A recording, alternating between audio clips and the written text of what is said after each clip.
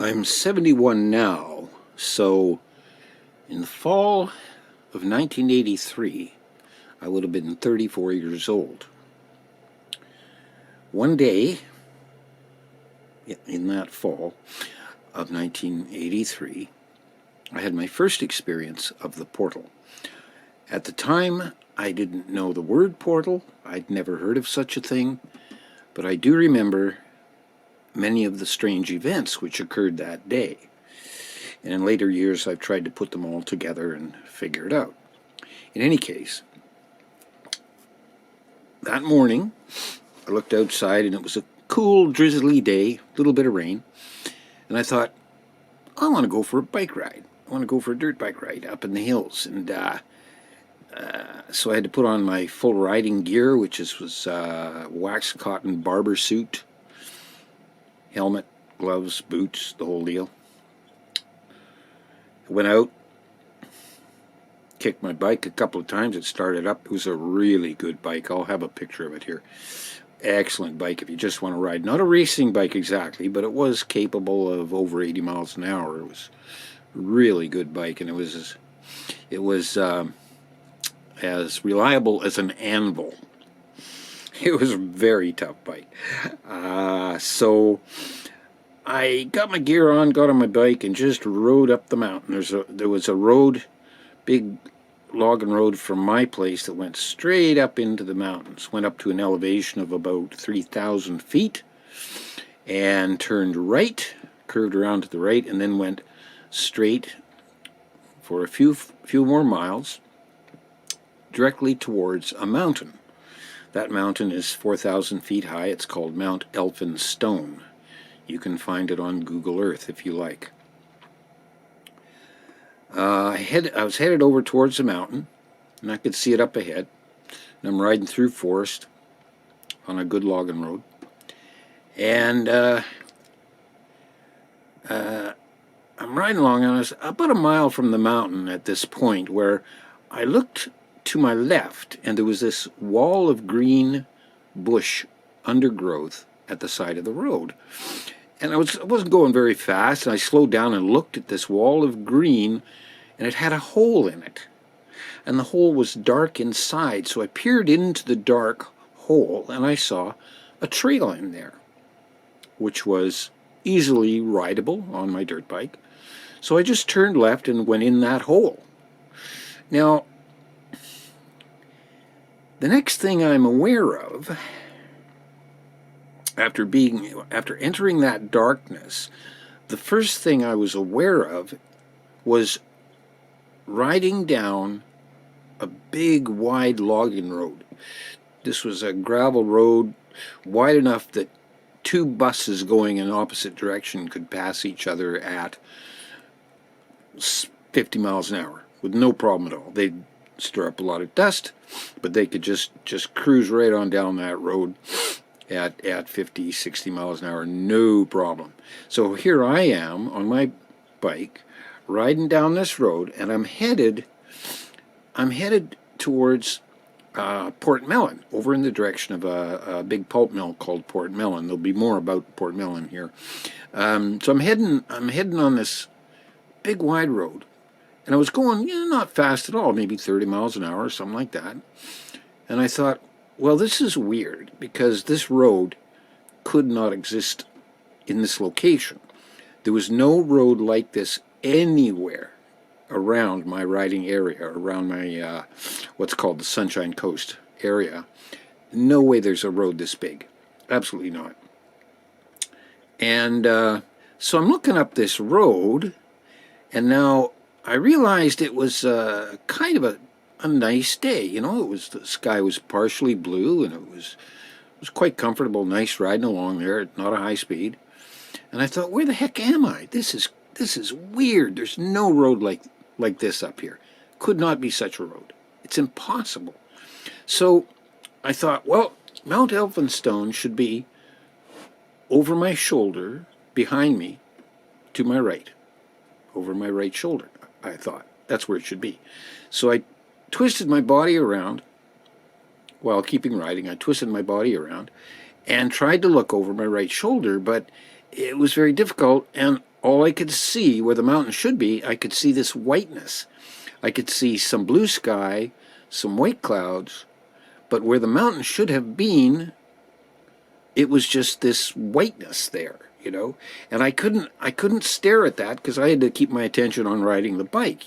So I turned right back around very quickly, and I felt a little spark of fear when I looked around. I should have seen the mountain, and it was not there. Instead, there was this whiteness in the sky, which was very unnatural.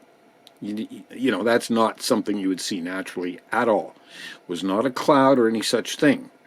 It was just a weird blotch of whiteness in my field of vision. So I turned back around and I thought, gosh, that's strange. What am I going to do, eh? So I just pointed towards the end of this road, down towards Port Mellon there, and on this level, wide, straight road that went off into the distance as far as I could see. And I just kept riding along at a reasonable speed. I had a thought that I would crank my right wrist and go for a high-speed run up over 80 miles an hour. And I thought, nope, don't do that. Don't do that. That's bad. That's dangerous. Then I came upon a little pickup truck on the right-hand side of the road, and it was a little red Datsun pickup truck.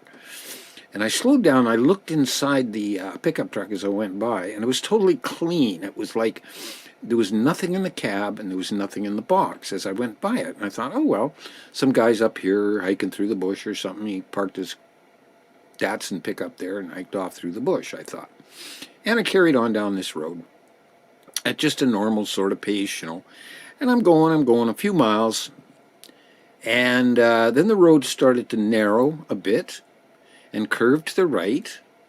And I rode over a brand new concrete bridge that went over a ravine, and at the bottom of the ravine was a creek.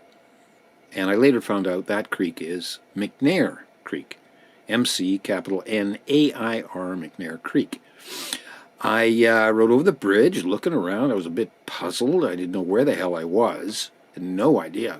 Where the heck am I, right? And the road became like a normal logging road, which was bumpy up and down. And I mean, if you're riding along it on a pickup truck, you'd be bouncing up and down and banging and squeaking and so on. And so I rode along there. And then this road began to descend very steeply.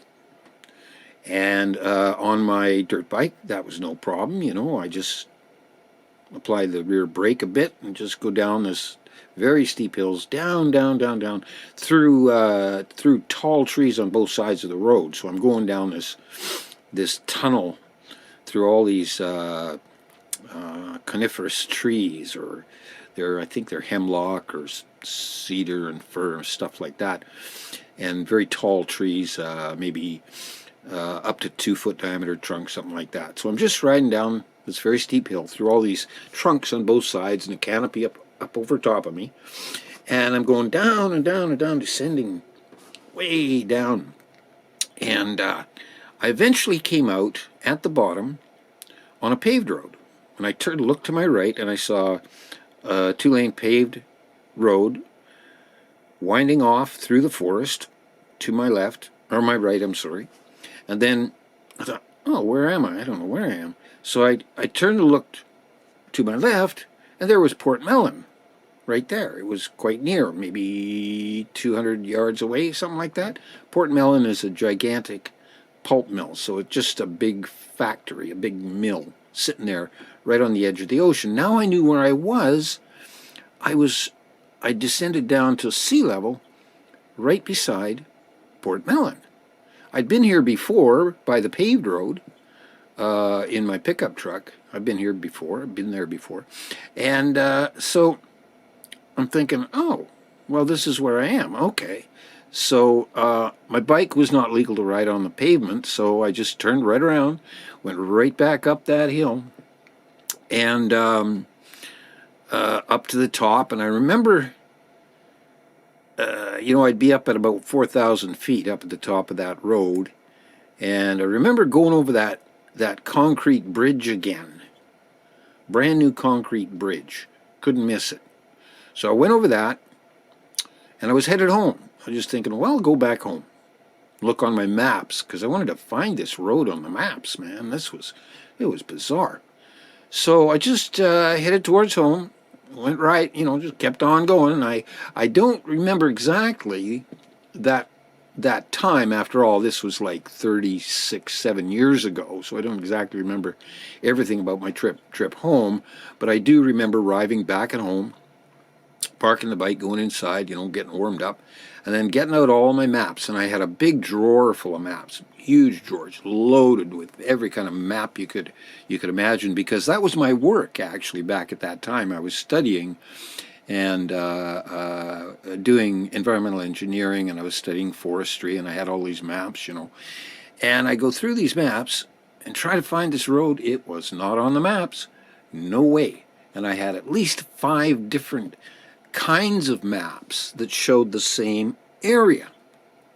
Same area. There was no big road going across from beside Mount Elphinstone over to Port Mellon. No such road. That area of high land up there, that road, that non-existent road, the area of land that non-existent road traversed was kind of swampy, up and down, bedrock chunks sticking out all over the place, swamps, not big trees so much because it was a little too swampy over there. And there was never any road that traversed that area of land, which is actually, I think it's got a name to it. It's called what's it called? There's a name for that place. Dakota Ridge, it's called, or Dakota Plateau. Dakota Plateau, that's the name of it. I'll edit that out. Okay, Dakota Plateau. And I knew there was a few roads that went into the Dakota Plateau at that time. I'd taken some of those roads. They went a little ways in there. It's all swampy, and but they were narrow, bumpy, up and down roads that went down through creeks and up the other side. And here and there, you have to actually go drive through a small lake and everything, So I know the area, but when on that day when I was riding that big wide road, it was just, that road was wide and straight and flat, straight across Dakota Ridge for some reason. I don't know why. So this was beginning, as I was looking at these maps and everything, I was figuring, well, this is really strange. Okay. So I'd gone through every map, couldn't find it. And then, so one of my friends came over, my buddy Scotty, who was my dirt biking buddy, Scotty. And I said, I explained to Scotty, I said, geez, I found a new road up there, And Scotty knew all the roads. He was actually a logger himself, and he knew the bush very well. And I described to him where this road was, the big road, and he just shook his head. He says, nope, and there's no road like that up there, man. No way. I said, oh yeah, I drove it. I just drove it, man. And he says, nope, no road like that up there. No way. And he started looking at me kind of out of the side of his eye, so I shut up about it. And then another friend of mine, another dirt biking buddy, came over, and I tried to explain it to him. And right away, he was looking at me out of the side of his eye, out of the corner of his eye, and making faces at me and all this stuff, So maybe Scotty talked to him, I don't know, but he was shaking his head. There's no road like that, eh? So, okay, I didn't want to push it because, it was obvious these people weren't going to believe me. So, okay, that's fine. Now, I had another friend who was president of the Natural History Society, an extremely knowledgeable guy, a logging contractor, very knowledgeable guy, Tony. So one day, I tried to explain it to Tony. And right away, he was just kind of giving me this weird smile like, you're a little bit flipped out, buddy. That's the weirdest thing I ever heard. He's thinking. That's what he was thinking. That's very strange. So, okay, I didn't push it anymore. After that, I only told those 3 people, and I never told anybody else for many years. But events would unfold after that.